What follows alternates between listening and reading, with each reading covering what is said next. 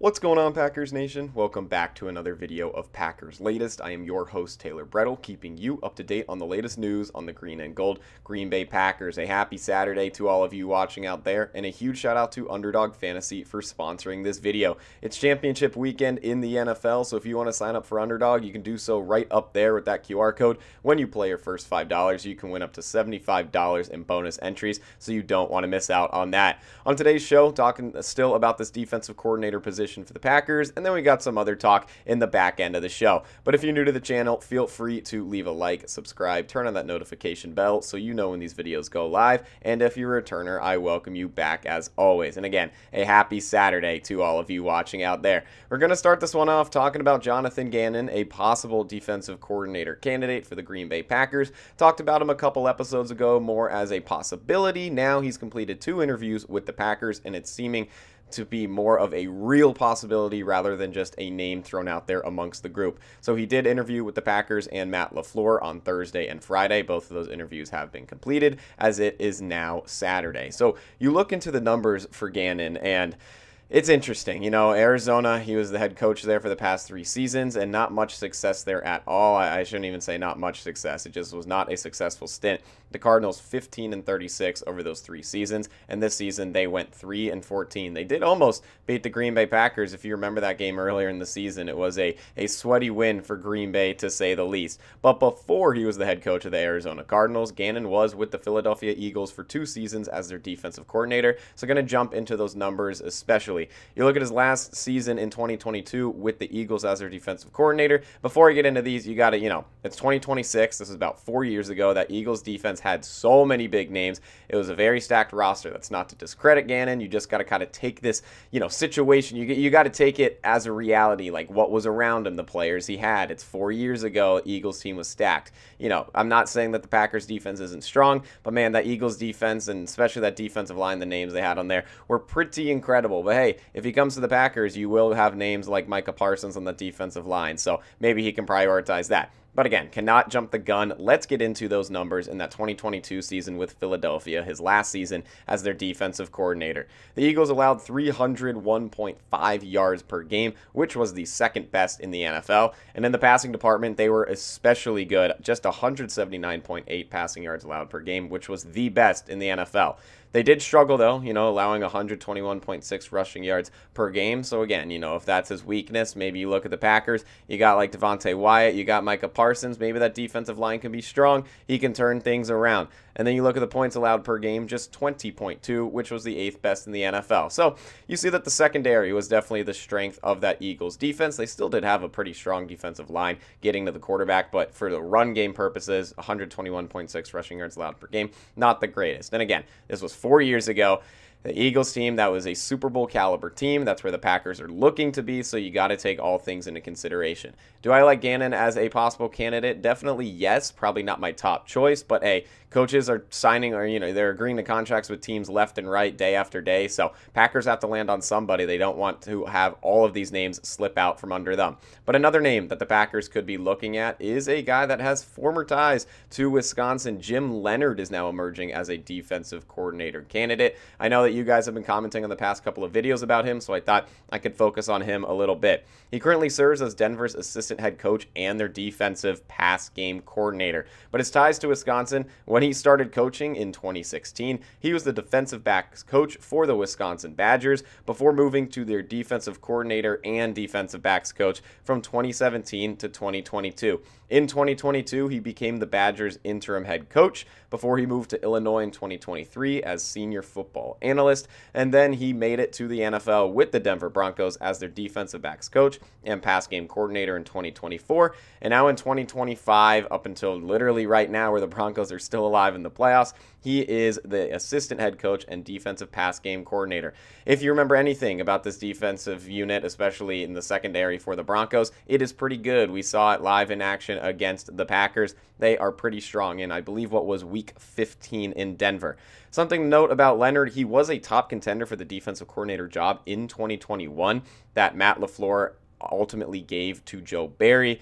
If you remember that, the Joe Barry stint, was not the best of stints, to say the least. Maybe Leonhard could have been a better option, but hey, things could circle back. The Packers have a chance to bring him back if he were to leave Denver.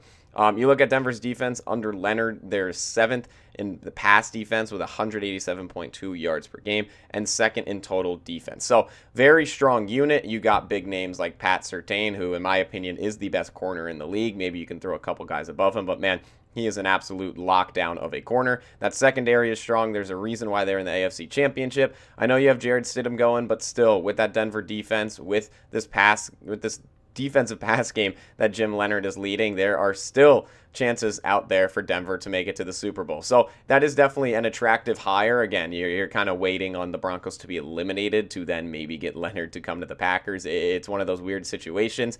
So I don't know if you watching out there will root for the Patriots so the Broncos are eliminated and the Packers can kind of jump in on that. Not sure, but feel free to leave a comment down below. Out of Gannon, out of Leonhard, who you prefer, or if there's a name that I didn't list this episode that I've listed in ones in the past, feel free to leave that as well. Before we get into the next point, got to give a huge shout out to Underdog Fantasy for sponsoring this video. Football playoffs are here, and Underdog is the best place to get in on all the gridiron action. Playing on Underdog is easy. Just pick if your favorite players will go higher or lower on stats like touchdowns, rushing yards, receptions, and more. Get them right, and you can win up to 5,000 times your cash. This week on Underdog, I've been talking about it all week, looking at that Rams and that Seahawks game. I focused in on Matthew Stafford. I got him higher than 255.5 passing yards, which, could be a tough task. You're facing a Seattle defense that is one of, if not the best defenses in the NFL. Definitely in the NFC, a very strong contender out of the group on that side. But I still got Matthew Stafford higher than 255.5 passing yards. He surpassed that in both playoff games. And if he has a chance to make his second Super Bowl, looking to win his second Super Bowl as well, he is 1 for 1 on those. He's going to have to definitely throw the ball and throw the ball well. So what are you waiting for? Download the app today and use promo code FOOTBALLFAN to score $75 in bonus entries when you play your first $5. That's promo code FOOTBALLFAN. Underdog. Make picks, win money. Must be 18 plus. 19 plus in Alabama and Nebraska. 19 plus in Colorado for some games. 21 plus in Arizona, Massachusetts, and Virginia. And present in a state where Underdog Fantasy operates. Terms apply. See assets.underdogfantasy.com/play and get terms DFSTML for details. Offer not valid in Maryland, Michigan, New Jersey, New York, Ohio, and Pennsylvania. Concerned with your play? Call 1-800-GAMBLER or visit www.ncpgambling.org. In New York, call the 24/7 helpline at 1-877-8 or text from 467-369. I welcome you back to Packers Latest. Now we're going to be talking about, in the coaching department, Rich Bisaccia and how he is still the special teams coordinator for the Green Bay Packers. And should he be? That is the big question. I thought this was going to be a name, with all due respect, that was going to be out of the building shortly after that playoff collapse with a lot of miscues on special teams. We've seen miscues all season on special teams. I thought this was the last straw for Bisaccia, but he still remains on the Green Bay Packers at time of recording of Saturday morning. I mean, this special teams, it's kind of as a whole as well. I am going to get into one aspect that is kind of saving him among all the terrible ranks, with all due respect, of this special teams unit. But you go to the field goals, the punting, the returns on both sides. I'm just going to get into all the numbers. The Packers' field goal percentage as a team, 82.4% this season, which was just 23rd in the NFL. You go to the playoffs, Brandon McManus does not help that percentage. If you were to combine the playoffs with this one, he was 0 for 2 on field goals and 3 for 4 on extra points. He left 7 points on the board in a 4-point playoff loss. You go to just even extra points, a nice little chip shot, 92.9%, 27th in the NFL. Gets even worse there. Let's go to the kick returns now. We've talked about field goals, we've talked about extra points. Let's go to kick returns, a part where the Packers definitely struggled. And at one point in that playoff game where we saw Josh Jacobs taking kicks from the back of the end zone. Yards per kick return, the Packers had just 25.2, which was 23rd in the NFL. Their longest kick return on the season was 36 yards, which is second to last in the NFL and last in the NFC. The only team with a shorter kick return was 34 yards, which was the Cleveland Browns. But the worst part about all of it, the punt returning. This is something that I swear Green Bay can never find the right guy to return punts. Does not matter who you throw in there. It's just something is not working. You look at yards per punt return, they are dead last in the NFL with just 5.6. The longest punt return the Packers had all season was 20 yards, which is 29th in the NFL. The one praise, though, that I will give, I told you there's one praise out of all of this, Daniel Whelan, arguably the best punter in the NFL this season. He led the NFL in yards per punt at 51.7. So got to give respect to him. It's unfortunate that out of all of the special teams categories, the one that the Packers dominate in is giving the ball away to the other team, but they're doing it in good fashion. So a big shout out to Daniel Whelan. That's a piece that you want to keep around. But again, the rest of the special teams unit, from the field goal kicking to the extra points to the kick returns to the punt returns, it's all a mess. You even look at, during the regular season, not able to corral an onside kick. I mean, I know that Dobbs was on it. Can you really blame Bisaccia for that when Dobbs was on it? I don't know. But it's just so many miscues going wrong. It's like part of it has to be coaching. I think the big thing is the kick return and the punt return. Like the blocking on those is never good. I swear there's never an opening. And when there is, there's always a holding or a block in the back, and you got to bring it back. So again, just a pretty poor unit with all due respect on both the kick and punt returns. That's what I definitely wanted to highlight on the special teams. And leaving 7 points on the board in a playoff game is not going to have you go far. Clearly did not have Green Bay go far as they lasted just in that wild card round. So do you think Rich Bisaccia should still be with the Green Bay Packers? I don't think he should be. Again, I can look into some coaches that could replace him if you guys would want that in another video, because you got to think about it. If he's gone, who out there is better? Who out there would be looking to fill a job like this? So you got to take all things into consideration, but the Packers special teams has been a struggle year after year. Bisaccia, at the time of hiring, I thought was the best hire the Packers could have gotten with what he did with the Raiders, but it just has not panned out. Going into the last point of this, let's end on a positive note. I know he's hurt. I know he didn't play in the playoffs, and who knows if he'll be able to return for week 1. But Micah Parsons was named a Defensive Player of the Year finalist, which means he is in the top 5 for Defensive Player of the Year. All due respect to Parsons, because the season got cut short and he was battling injuries, earlier in the season, playing on just third downs, especially in that first game. He definitely will not be winning Defensive Player of the Year, in my personal opinion, when you're going up against guys like Myles Garrett, who got the new sack record. But you still got to give praise to Parsons nonetheless, because he is one of the 5 finalists for the AP Defensive Player of the Year. In 14 games this season before the ACL tear, Parsons posted 12.5 sacks, 41 tackles, 26 quarterback hits, and 83 pressures per next-gen stats.